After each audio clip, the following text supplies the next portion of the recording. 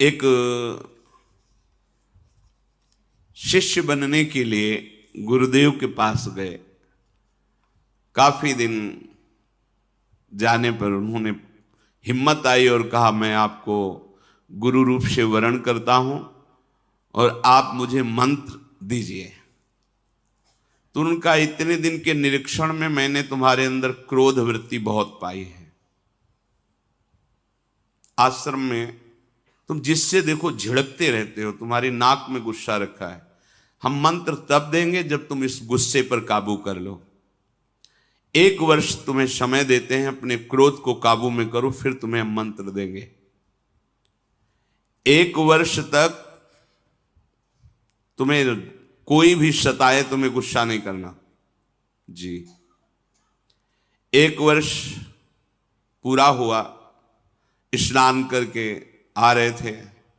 गुरुजी ने एक मेहता रानी को बुलाया और कहा, माई ये आ रहा है, तुम झाड़ू ऐसा लगाना किसी के ऊपर धूल जाए। ठीक है। वो तब तक खड़ी रही जब तक वो अजान नजदीक आए, तो रज में ऐसी झाड़ू लगाई कि पूरा रज ऊपर एकदम, तुझे दिखाई नहीं दे रहा मैं नहा के आ रहा हूं। और ऐसा बहुत बिगड़े।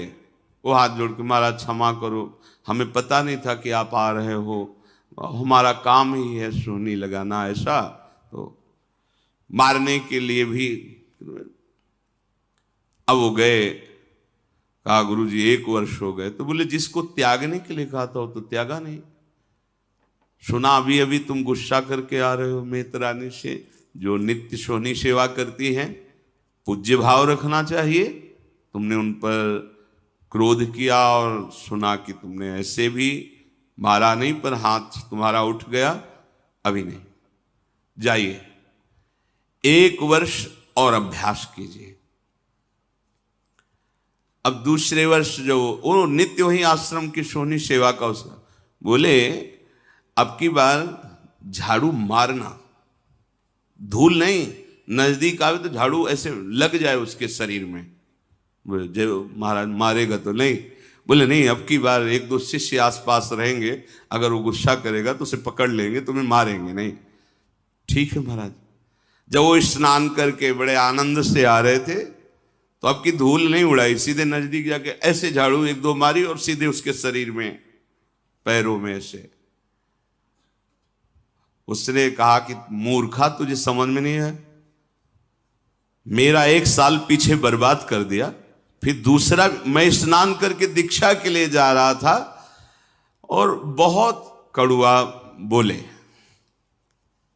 पर हाथ नहीं उठाया।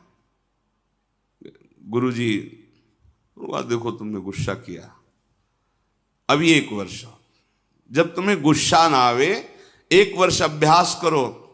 क्रोध नष्ट होने पर ही हम, क्योंकि ये क्रोध बना रहेगा तो ये भजन आगे को जो विस्तार करना है भजन का, भागवतिक प्रकाश, वो होने नहीं देगा।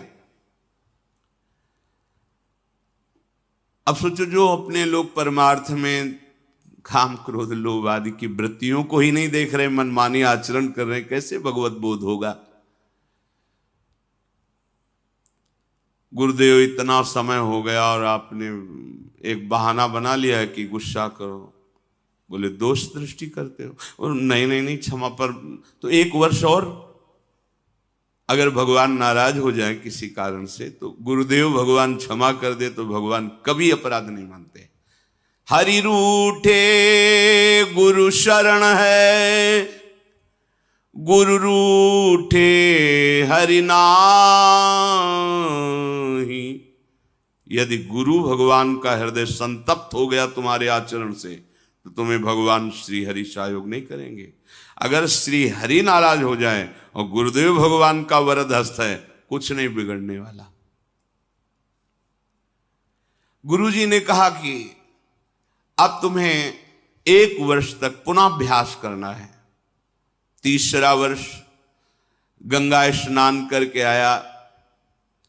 गुरुदेव ने कहा, आपकी बार कूड़ा भर के पूरी टोकरी रखना, जितना जूठन पत्तल सब आते उसकी खोपड़ी से डाल देना। ऐसा ही किया। जे भी नजदीक आए पूरा वो सब पवित्र जो प्रसादी दोना पत्तल झाड़ू से लगा के जो कूड़ा कर सब उनके ऊपर से डाल दिया।